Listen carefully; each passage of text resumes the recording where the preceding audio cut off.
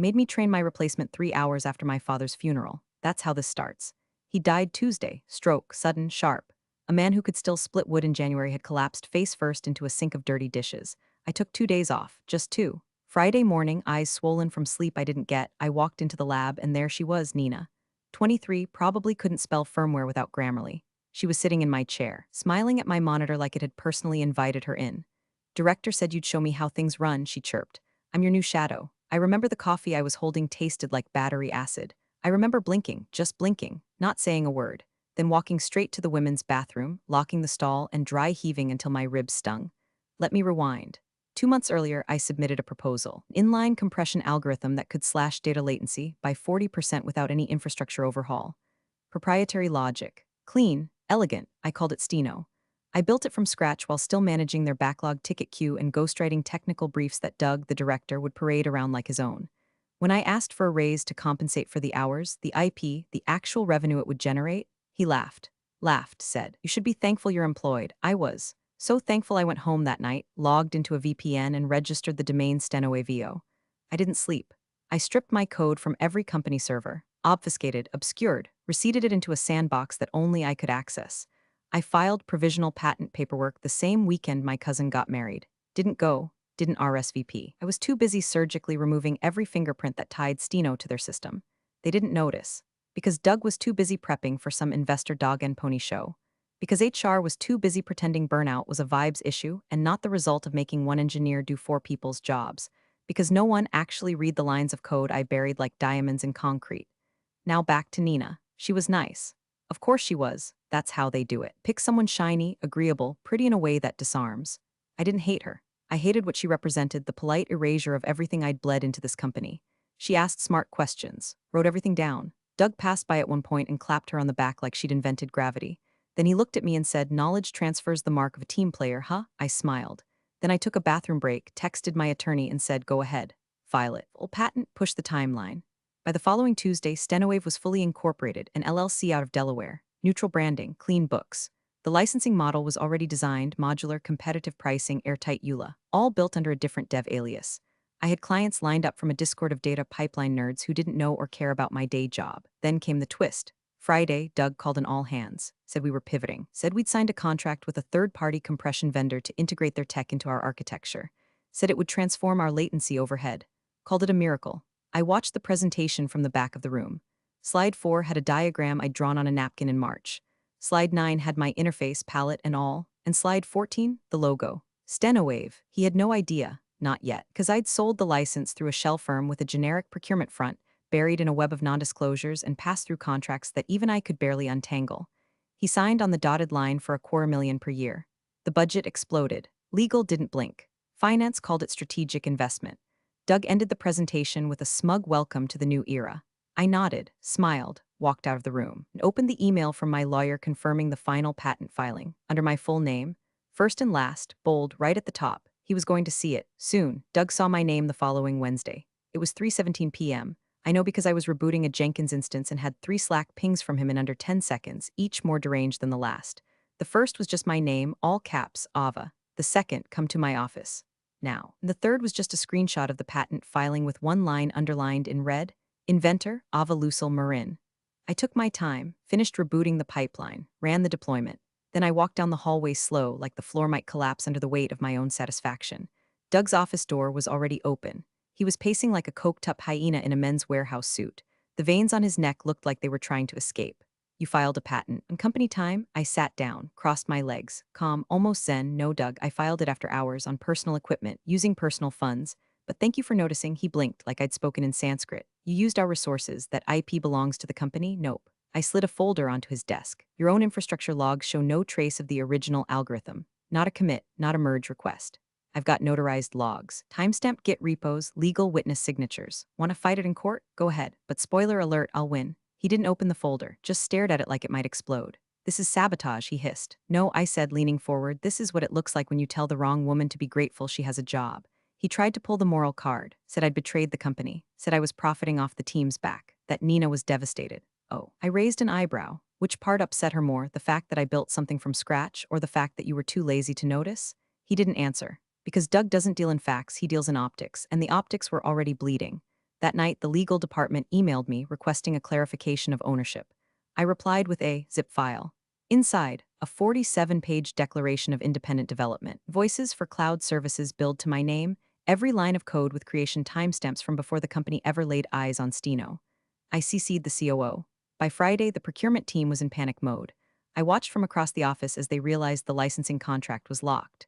No refunds, no revokes, every clause airtight, every dollar already wired. And then it got worse. Because Monday morning, my shell company filed a press release. Stenowave was partnering with 3 other mid-size firms. Competitors, direct ones. Each contract pre-negotiated. Each license fee slightly discounted for early adoption. And suddenly, Doug's miracle product wasn't so exclusive anymore. He called me again. This time, I let it ring out, because I wasn't just playing defense anymore. I had leverage, and he hadn't even seen the real trap yet. Doug started showing up earlier. That's how I knew he was scared. This is the man who used to roll in at 10:30 with oat milk lattes and that smug, post-yoga glow, like the universe owed him market share. Now he was here at 7:45, hair unwashed, shirt misbuttoned, trying to outpace a disaster that had already eaten his ankles. And it wasn't just him. Suddenly, the finance VP just happened to swing by my desk. HR wanted to touch base. Legal sent me a calendar invite with a subject line so vague it felt like a phishing scam. Check-in, company culture and compliance. I accepted, happily. The room smelled like nervous citrus and toner. 3 people on one side, legal, HR, and some external consultant they thought would scare me. Her name was Megan. She wore a power blazer and had the warmth of a vending machine. We've reviewed the timeline of events, she began, eyes darting over her notes like she didn't want to actually see them, and we're wondering if you'd be open to, let's say, redefining the nature of the Stenowave contract. I nodded, sure, they exhaled. Great, so $5 million flat buyout, I said. No licensing, no terms, just one check and I walk. The silence was so pure it felt holy. Legal blinked like he'd just been tasered. HR tried to recover with that corporate empathy voice, Ava, really hoping to avoid litigation and keep this collaborative. Oh, I'm being collaborative, I said. This is me helping you. Because if I really wanted to play hardball, I'd drop the next release publicly, open source the compression module, and obliterate every shred of your competitive advantage. But I won't. I smiled, because I'm a team player, remember? They didn't respond. Megan just adjusted her pen like she wanted to stab someone with it, probably me. I left the meeting and found Nina waiting outside. She looked like she'd just been told Santa Claus ran a Ponzi scheme. Did you really build that whole thing by yourself? She asked, voice hushed. I shrugged, in a hoodie, with a cat on my lap. You know, classic villain origin story. But why didn't you tell anyone? Would you have believed me? She didn't answer. She didn't need to. That night, I uploaded version 2.0 of Stenowave to the licensee portal. Improved runtime by 12%. Cut server load by 18%. Added a back-end watermark system that could trace pirated forks. Then I posted a job listing. Stenowave is hiring, remote first, zero tolerance for corporate BS, must love clean code and revenge arcs. Applications flooded in. The trap was set, and Doug? He was about to make the one mistake every cornered man makes when his ego is louder than his instincts. Doug went to the board. Not officially, not with a slide deck or an executive memo. He slithered, whispered, pulled that greasy maneuver middle managers love when their empire's on fire, spinning failure as innovation. He pitched the whole thing like he discovered Stenowave. Called it a disruptive partnership he personally championed, claimed I was brilliant but volatile, and that I lacked the emotional maturity for leadership. Funny, from the man whose greatest leadership move last quarter was buying the dev team 2 Costco cheesecakes after canceling bonuses. I found out because Angela, my one ally in finance, queen of Excel and bullshit detection, forwarded me an internal note. The subject line was, contingency planning, Avamarin exit, beneath it, bullet points. Pros, cons, risk assessments. My name dissected like a liability. Like a virus they couldn't contain, only pay off. Angela added one line, they're prepping your replacement again. Different title this time, Director of Systems Innovation. Thought you'd want to know. I didn't respond, not yet, because I had other plans. That same week, a junior engineer on Doug's team, Tommy, sweet kid, stress sweats through polos, accidentally pushed a corrupted dev build to staging. Took down half the testing environment. Instead of owning the error, Doug threw Tommy under the bus in front of the entire staff. Called it an unforced failure. Said some people just aren't cut out for scale. Tommy turned red, then gray, then just left. I followed him out. Found him in the parking garage, hands shaking over his steering wheel. You didn't crash the system, I said. He looked up, eyes glassy. How do you know? Because the module that failed wasn't yours. It was Stenowave v1.1. The version Doug forced into staging without proper QA. Wait, how do you? I built it, Tommy.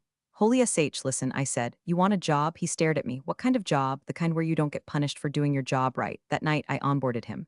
Gave him admin credentials. Sent him a care package with a hoodie, noise-canceling headphones, and a handwritten note, you're not broken. The system is, let's build a new one. By Friday, I had 3 more defectors, each one poached with surgical precision. Each one burned out, used up, and silently erased by the same machinery that tried to erase me. Doug didn't notice, because he was too busy trying to convince the board that I was unstable, that I was dangerous, that they needed to get ahead of the liability. So he scheduled a surprise performance review with HR and the board liaison. I walked in smiling, sat down, and before they could say a word, I slid a USB stick across the table. Doug blinked. "What is this? Your resignation letter," I said. "Excuse me?" "Open it." He did. It was a document, formatted in company letterhead.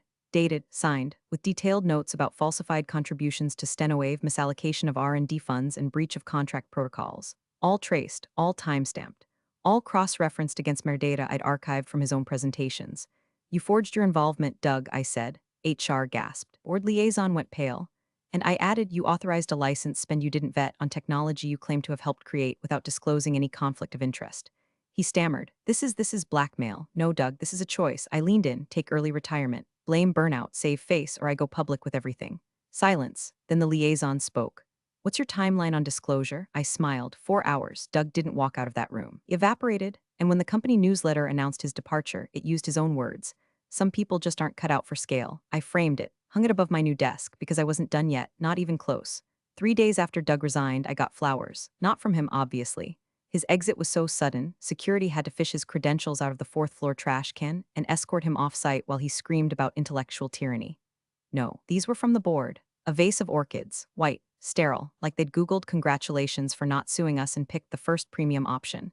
The card read, "Thank you for your continued innovation.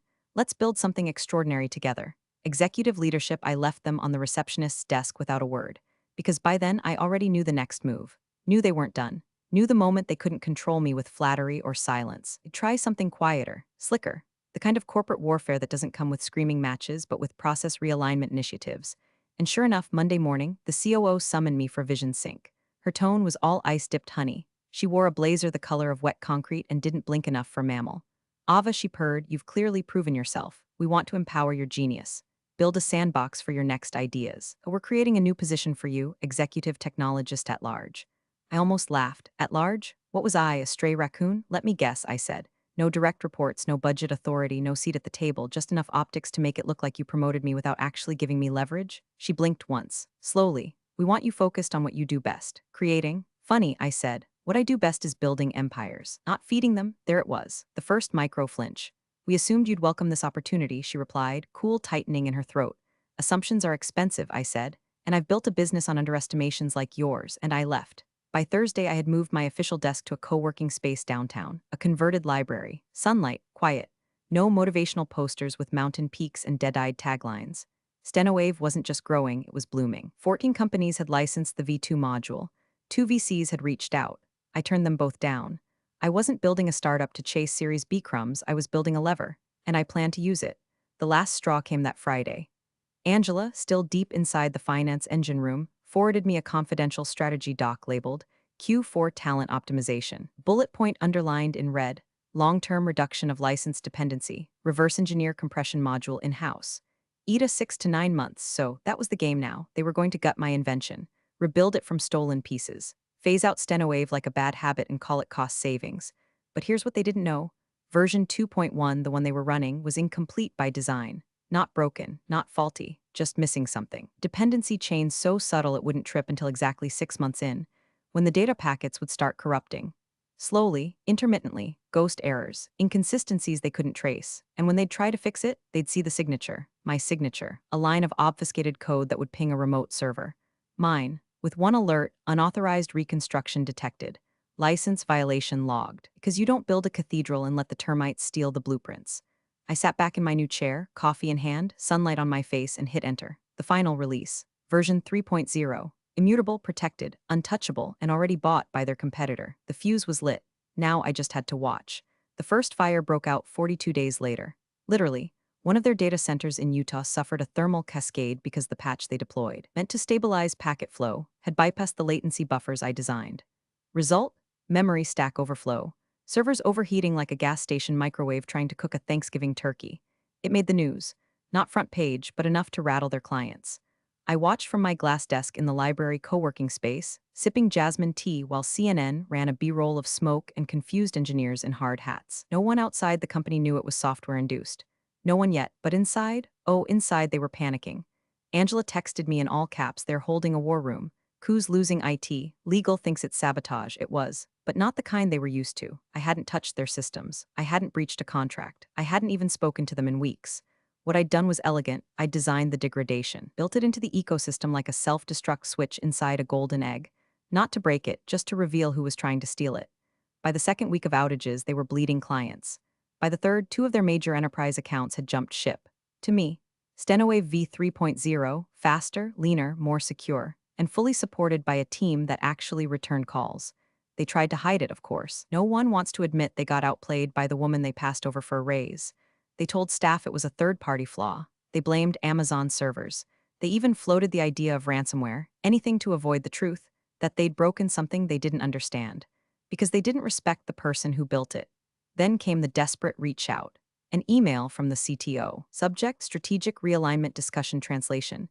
Please come back and save us from our own stupidity. I didn't answer. He followed up with a call. I let it ring. Then a LinkedIn message from Nina. That one I read. Hey Ava, I know things got messy, but they're talking about shutting down the division. A lot of good people are going to lose their jobs. People you trained, just thought you should know. And I did. I knew every one of their names. I remembered who stayed late, who fixed bugs at 2 a.m., who cried in conference rooms after being gaslit by directors who couldn't write a for loop if their lives depended on it. They weren't the enemy, but they were still inside the burning building, so I gave them a door. I posted a message on StenoWave's internal portal. Former company name employees get priority interview slots. Your dignity is more valuable than your NDA. In 72 hours, I received 31 applications. By the end of the week, 12 were onboarded, and just like that, we weren't a team anymore. We were a rebellion, and rebellions don't ask for permission. They build alternatives. Then they watched the old empire choke on its own arrogance. And I still hadn't pulled the final lever. Not yet. The final lever was labeled audit, and they pulled it themselves. I didn't need to send a threat, didn't leak anything to the press. I just waited. Because corporate rot always floats to the surface when the money goes missing. And with their licensing revenue in freefall, clients defecting, and their in-house rebuild of StenoWave imploding like a soggy IKEA dresser, the board panicked. Cue the audit. It started as routine compliance.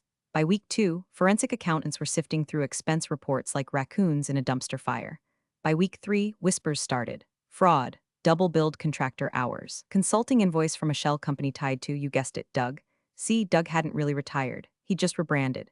Started a sham firm called EdgeLayer Consulting and billed them $27,000 a month for integration support. For tech he never built. Using access he wasn't legally supposed to have. And worse, the CTO signed off on it, so now it wasn't just a PR problem, it was federal. Angela messaged me, they're toast. DOJ might get involved. They're begging outside firms to make bids, fire sale. I booked a suite in Manhattan that night, told my assistant to schedule a lunch with the top partner at the firm handling the liquidation. And when we sat down, I slid a proposal across the table. Not to buy the company, to buy their infrastructure, their contracts, their pipeline clients, not the rot, just the bones. He looked over the figures, raised an eyebrow. You're lowballing them. Curing an infection, I said. They should pay me, he chuckled. Honestly, you'll probably get it, and I did. 7 days later, the acquisition cleared.